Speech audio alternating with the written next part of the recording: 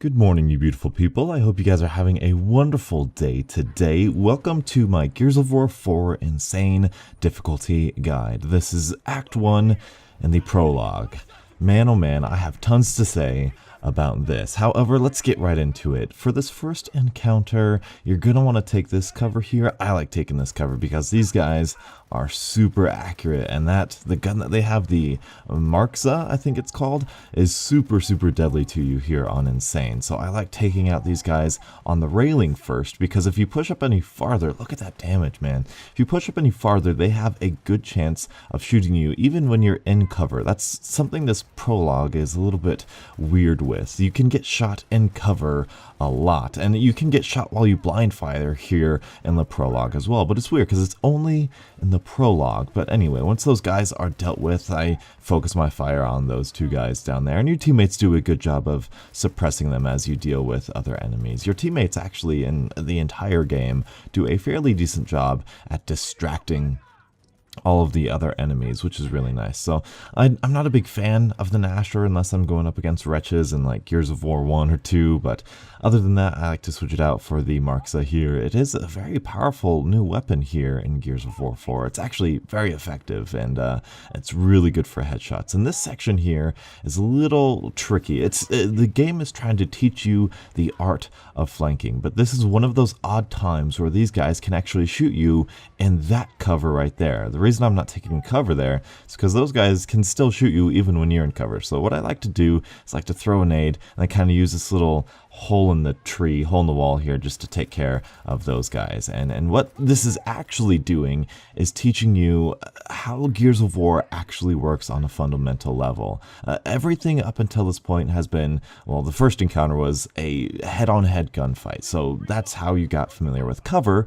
Now it's introducing you to flanking. You know, if you're to the side of somebody, you can shoot them while they're in cover, and that's a huge part, huge aspect, at least in the Gears of War campaign, and it's something really interesting, and I like that style of gameplay. So right here, this is actually story-wise, this is the Prologue. This is before the events of, well, even the first Gears of Wars. This is the kind of civil war that they had on their world before the Locusts were emerged, and this is a really cool prologue kind of showcasing the events before all of the Gears of War franchise, really. And so here is an interesting little turn of events. There is a turret up there, and he's gonna shoot you and try to take you down, but if you watch where he's actually shooting, you can time it so where you can jump up through these covers when the turret is actually shooting your teammate, which is really good. Your teammates are really good for distracting people,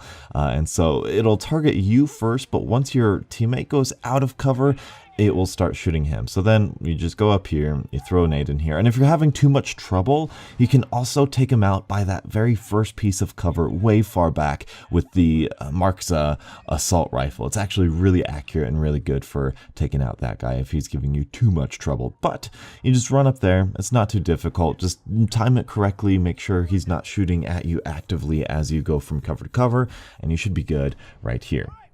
Moving on to this, we got three guys right here. I like taking the rest of this engagement out with the Marxa and going for those headshots, because headshots are ever so important, and it actually just told you how to do the active reload, which is a huge fundamental part of any Gears of War, the active reload. If you watch whenever I reload in the top right, there's going to be a white bar that sweeps across, and if you hit the right bumper right when that white bar is towards that little block white area, it will give you a damage boost. If you get it during the gray area, you'll just reload a little bit faster. If you get it red like I did just there, your gun will jam and you won't be able to reload for a while. However, there's a little Mr. Freeze Easter egg, or Despicable Me Easter egg, in through that door that I always miss on Insane. I've killed those guys super fast, and I actually got glitched into that door because I came so close to getting to it. There's a freeze gun in there, but I couldn't get it, and so you're probably not going to get it here on Insane. But for my strategy here, I like to hang back and, again,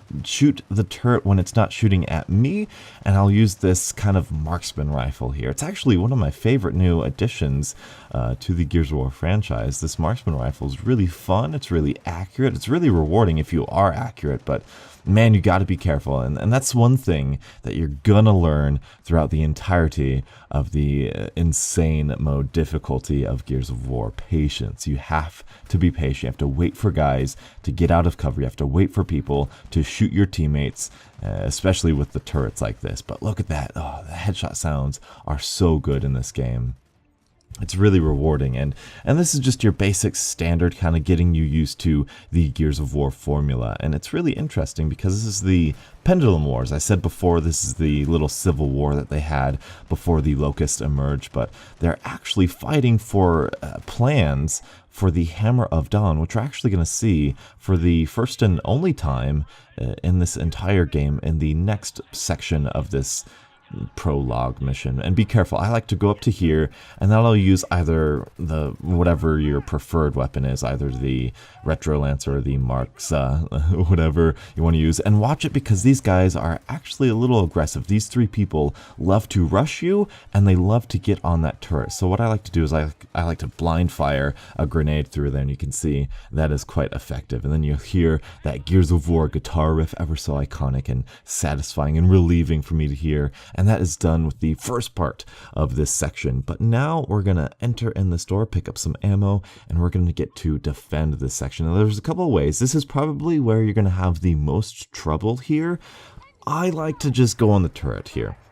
And right away, I like to wait for these guys to kind of get around that area, and then I'll shoot that red barrel. But if you can get through this first part, you can get through the remaining part. The biggest key factor here is making your shots on target, taking out enemies, prioritizing enemies that are shooting you first. Make sure you get all of the enemies on one side as quickly as you can, because these guys are going to flank you. In fact, I think here you're going to see somebody shoot me from the left, and I almost die because of it, because they'll come from the left at first. You'll hopefully take as many of them out as you can. They're coming from the right now, and you just heard Hoffman say they're coming from the left. Now I'm kind of in a bad position here because they're kind of flanking me. They're kind of on either side of me, and it gets really, really hairy.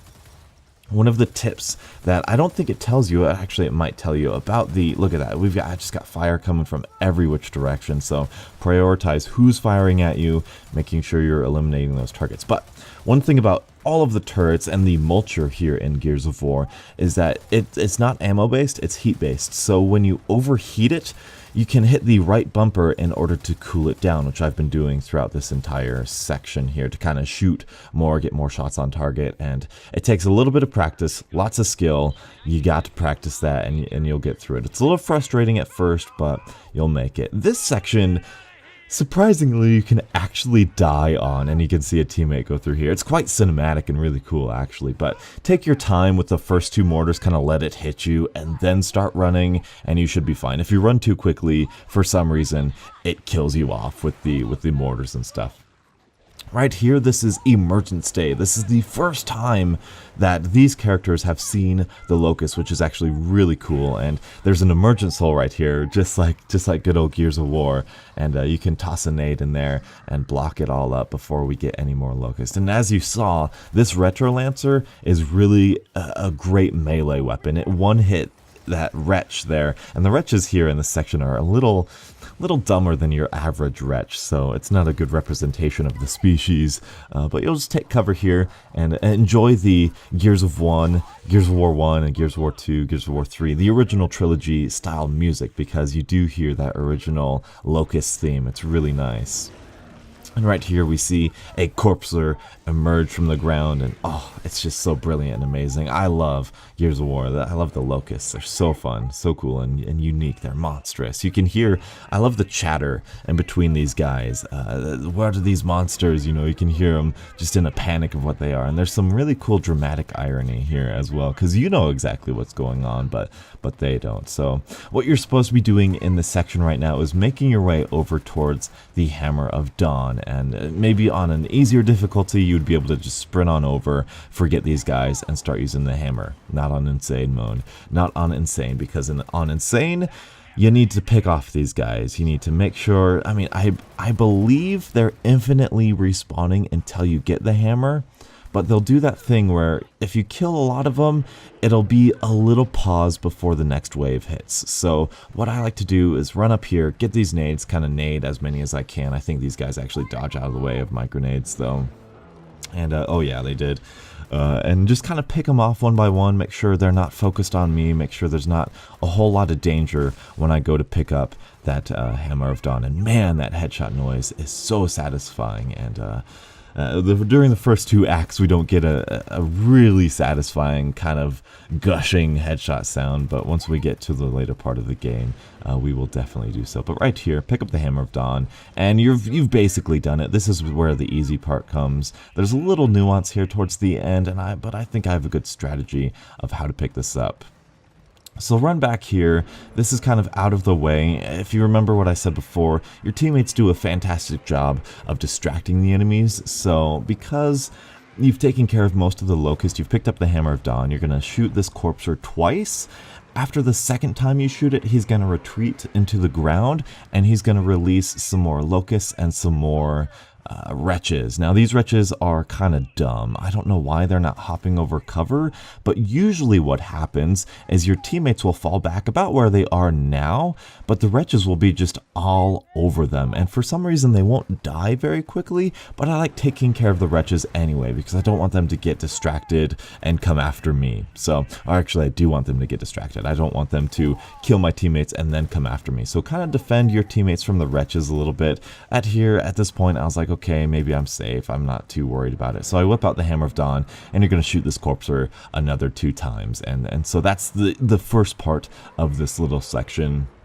But like the other section where you attacked a part and then defended it, you're going to need to do the same thing here. And unfortunately, this is like the last time we're going to see the true version of the Locust in this game. But for this part, for the defending part, run up to this cover, and you're going to want to use the Hammer of Dawn. I like using it to close that emergence hole. You could also use it if you want to use it again to try to take care of those boomers.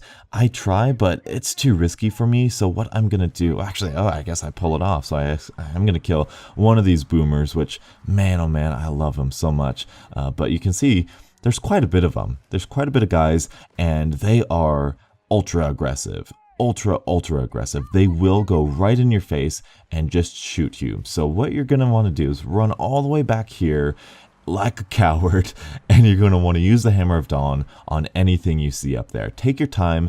Once the boomers get up here, they might look at you at first, but you can see, like that guy, he's going to be more focused on your allies than he is on you.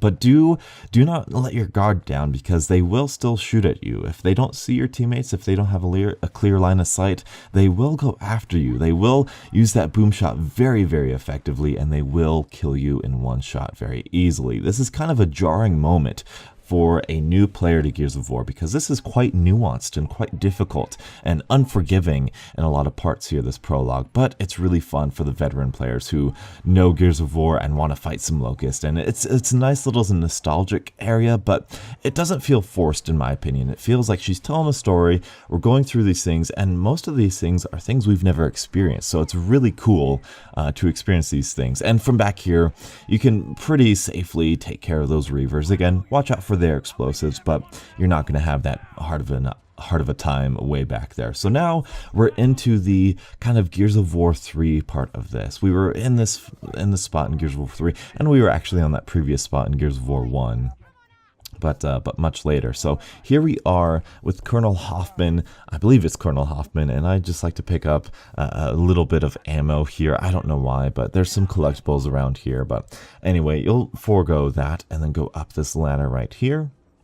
And this is actually a pretty easy section. This is a more cinematic section. The most difficult part is going to be this first little part right here. You're going to chainsaw the wood here. If I could chainsaw, come on donuts, there we go. Okay, so really quickly run up here, and you're gonna want to chainsaw this first guy, and hopefully the second guy will be still curb stomping your teammate, and you can chainsaw both of them. Sometimes you get killed really quickly there, sometimes that second Locust kills you right away. I got lucky here, and just make sure that they don't get distracted, or that they stay distracted and they don't get their attention on you. And this is all you need to do for the rest of the guide here, because this is, I mean, you could overlook this section, you could shoot, there's some red barrels you can throw grenades at or shoot at, and it's really fun if you're on an earlier difficulty, but this is insane and you die super quickly, and this cinematic moment happens no matter what. But this is another difficult section.